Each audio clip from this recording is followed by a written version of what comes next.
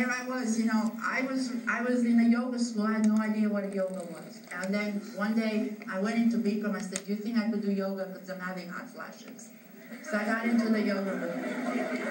And I had Bikram Raj teach me yoga. And I had a fabulous, perfect balancing stick. Believe it or not. So the story continues. And I used to love yoga, but something happened to me. And I love now to see what happens to people doing yoga. Well, I no longer practice anymore. So this is a little bit how I came about yoga. The reason I was applying for a job is because a little over 17 years ago, I was raised with sobriety. That means a lot.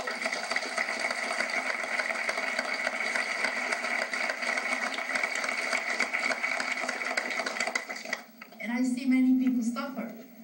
I was able to take alcohol and drugs and put over my suffering, but then I noticed that people are suffering with the same stuff I suffered, but they're looking for a solution. And I always saw that yoga worked for them. And yoga was a solution to what I call unmanageability. What I saw is that you're having problems with personal relationships, that you're unhappy, you're prey to misery and depression. You can't make a living that makes you happy. And many more like emotional natures. And I see people walk through the doors and they do a yoga class and they're elated. And it took me 3 years to get elated leaving a yoga room. That's how much stuff I got to work out. So for me, it's if I can't help you get sober, then I can help you sign up for teacher training. And I know without a shadow of a doubt, you're going to leave what I call in my book of Alcoholics Anonymous, a psychic change. That ideas that were driving you, I cast aside for new ideas that are coming up as a result of taking a 9-week training. Now, the joke is, where else are you going to get a deal like this? You know, if you go to Betty Ford, you're really not going to do any yoga. They're going to give you a book that costs $6. You're going to leave the same way you came in. But you know, you've struggled to get here. You've like put your life savings into this. And I believe in this thing that is going to change you. And this is kind of like the last block on the house. You know, the last house on the block, or however you want to say it. You're always looking for something that is missing in your life, the connection with yourself. And I saw that through yoga it was happening. So I'll tell you a little bit more and I'll take it over to Greg. 2 more stories. The very first yoga training that happened, there were a couple of people that lived at the yoga school that never left the place. Maybe the second training, their house was rented and they lived in it. And there were maybe 15 people living in a house. Nobody ever separated. And then I realized that I was signing up 35 people, and then I signed up 50 people, and then we signed up 101 people. And I would say 75 people out of that were women, and they had to share 2 bathrooms and 2 showers. And we used to do the towels on the premise. And then we moved. And I signed up for teacher training without a building even being ready, and I knew there would be a building there. And then we were looking for a place, and this place came about that we had in Los Angeles for 6 years. And there have been many souls that went through there. I call it the Hall of Fame. Everybody is a success. Everybody killed themselves in that room for 90 minutes twice a day for 9 weeks.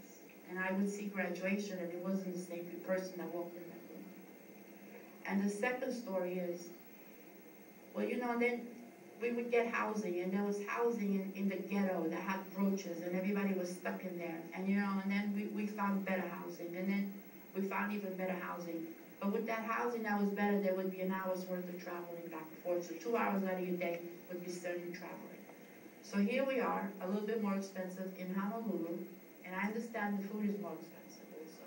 And there have been some glitches, but it was never intentionally done to harm me. And I mean that from the bottom of my heart. And the last story is that at the old school, there used to be a guy that used to like wobble it. My God, this guy, my muscles, what's up with that? And then one day, you know, he asked me a question, and of course, you know the Brooklyn accent. Don't you know who that is? Stupid, that's Pete. And it was Craig. And I would look at Craig, and I said, this guy's going to be a teacher. And I couldn't believe a man that was so strong like him was doing yoga. But I was impressed that he never complained. He just came out, went about his business. And then we had a graduation. I didn't have a ride, and I asked him to come to graduation. And I introduced him to the people, and then later on, he took teacher training. I'm so grateful that my intuition was able to be there for him and to just be his friend all these years. And we give each other shit, because we're from the East Coast. And I'm so grateful that I have seen somebody just walk up those stairs on Robertson and Wilshire and seen the transformation and seen what the power within him and the power field that had created. They created a fabulous director. And I'm not hanging up yet, as we would say. And then was Antonia, who I would see as a firecracker, teacher. And I asked him to come help me with a spreadsheet and be part of this. And the two of us putting many hours getting these names in these little lines with the money and the pictures. And the teacher and the teacher recommendation, she would challenge me on stuff. And the teacher is not from Mama Bam, where are the pictures and blah blah blah blah blah, and I would have to answer her the same question. And we were challenged. She's my son's age, but she does not take my shit, which is so nice. So there we were. She would put in 90 hours. I would stay 4 or 5 hours at the school, then go home and answer the emails. That's how I was able to stand. And then my poor husband back there, he would listen to this drama. Heidi!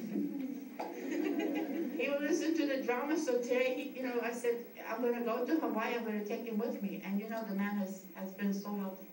He's been so helpful. He's the one that caught the glitch with the housing. I couldn't.